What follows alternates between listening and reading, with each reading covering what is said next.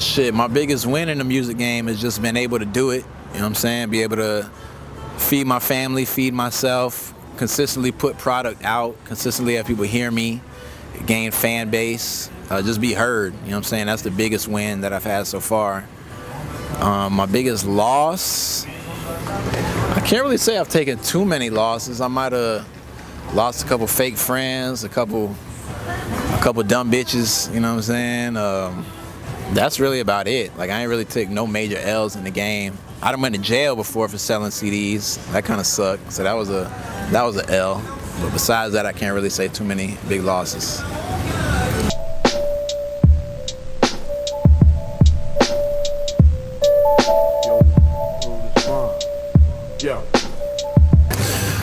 Well, as far as the social media aspect, like, I really don't pay that much too much attention. You know what I'm saying? Because like your second question was, a fan and a follower.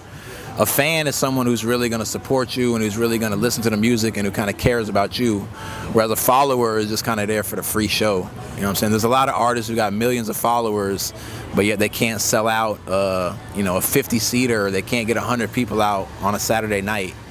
So that's really how I deal with that. As far as being a public persona, in real life it's cool. You know what I'm saying? Sometimes I get recognized. People say, "Oh, I got your music here. I got your music there."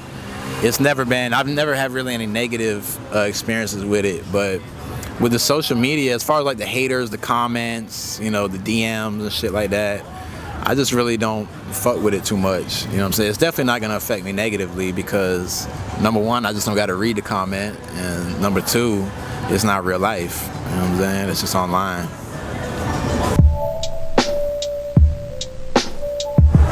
Oh man, studio necessities. Definitely got to have a good sound system in that bitch and a good engineer. I didn't realize the value of a good engineer until I got with a bad engineer. So you definitely got to have a good engineer. Some good weed, just a good environment. I don't really like too many people in the studio when I'm working.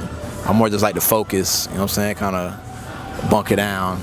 But that's really it. It's not too much, you don't really need too much. Just a good music and a good mind space.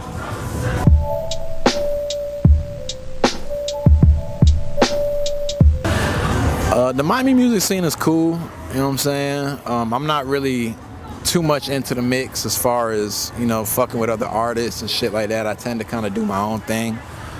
I will say one thing that I think is holding back the music scene a little bit is and not just Miami in general, but just the music scene all over, is that it's a little bit too much of a business. We have a lot of artists with a lot of talent out here, but the DJs, the promoters, and all that shit, they don't give a fuck about the music.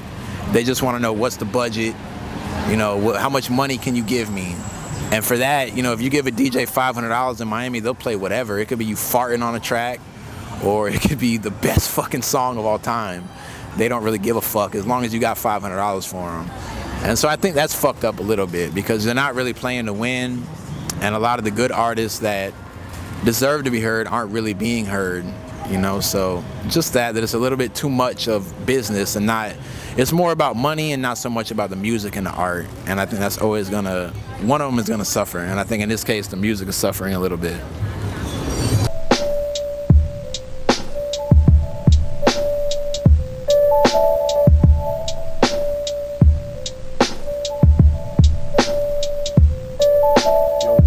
Oh shit, I did a lot. It got me, some exposure, got me in front of a lot of different ears. I got a lot of fans from that. People hit me on the DM saying they love that song, they love the record. So yeah, it was good. You know what I'm saying? People love the song Therapy. It's a real personal song. A lot of people can relate with it and fuck with it. So it was real good. It was good for me. Shouts out to Spotify for that. Keep doing it. Apple Music and Tidal, tighten the fuck up.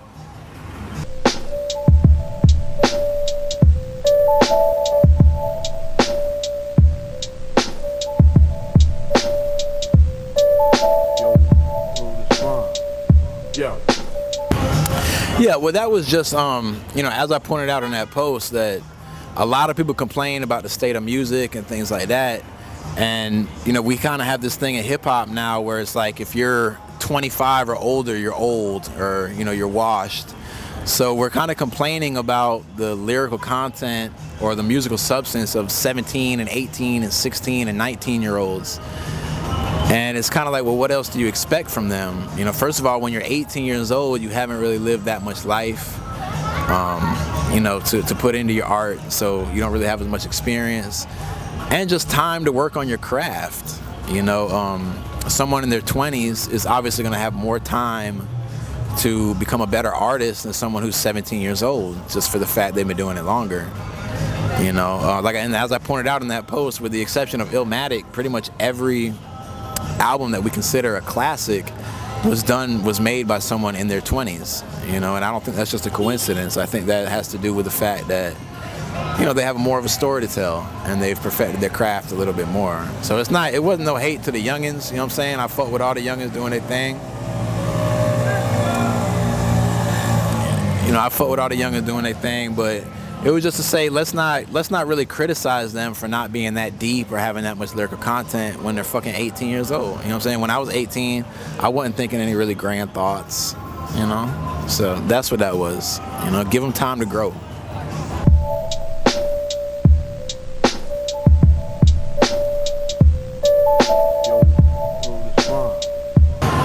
What do you need to make in this music business? Money. I mean, what you need to make it in most businesses is just money. You know what I'm saying? It doesn't necessarily have to be your money, but somebody got to have a bag to, you know, shit costs. YouTube promotion costs. Instagram promotion costs. Spotify promotion costs, you know? So it's really just money. I mean, before I would say maybe talent, but obviously that's not the motherfucking case. So I would say what you need in this industry is just money or connects, you know, and obviously a will to succeed and patience.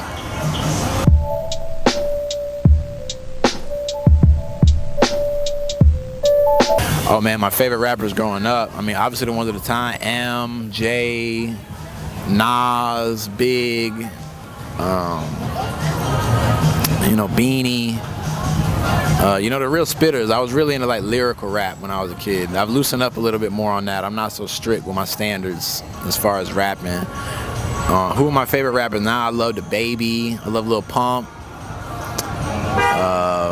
I love Meek. I love Ross, of course. I grew up on Ross too. Jeezy. Just anyone who put real effort into their craft. But, you know, most definitely I fuck with DaBaby heavy. T.I. is still a favorite. Caskey out of Orlando, he's another Florida boy, I fuck with him. So yeah, those right there.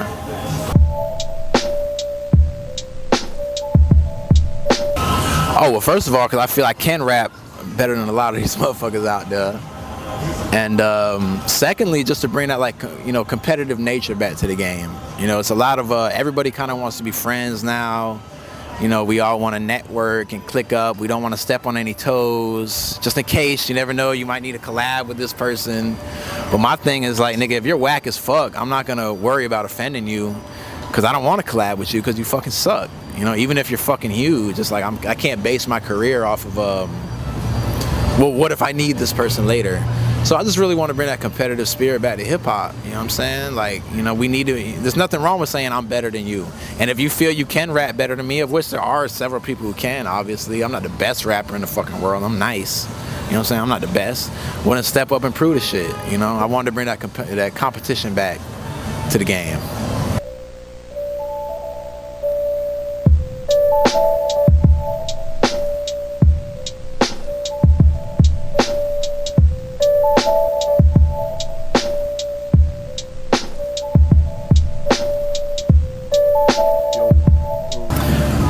Relationships in the music game, I mean, I generally don't fuck with it just because of that reason. You know, a lot of artists are fuck niggas. You know what I'm saying? It's just, a lot of artists are just selfish by nature. You know what I'm saying? I mean, including me. You know, that's just part of it. The kind of, you know, the look at me aspect. You know what I'm saying? I have met some of my best friends in the world through the music. Foolie, that's my brother. Velas, that's my brother. I met them through the music. But I'm down to work with anybody. That post was just, like I said, a lot of people, they'll hit you up. Yo, I like your music. Let's work. Okay. And then it's nothing. So that was just about, be prepared when you hit me up and be ready to work. But how I work with artists in general is, you know, it's cool. As long as you're cool with me, I'm cool with you. Now, industry people, like I said, when you say industry people, those are really just a bunch of motherfuckers that want your money. DJs, promoters, etc., etc., etc. You know, so if you could do something for me, then I'll do something for you. But you know, I always keep in mind that it's just business. This is never this isn't personal. I don't know you and you don't know me other than what we can do for each other, or other than my music. You know, what you feel my music can do. So I keep it like that. You know what I'm saying? There's friends and then there's business and personal, and I never confuse the two. That's where I stand with that one.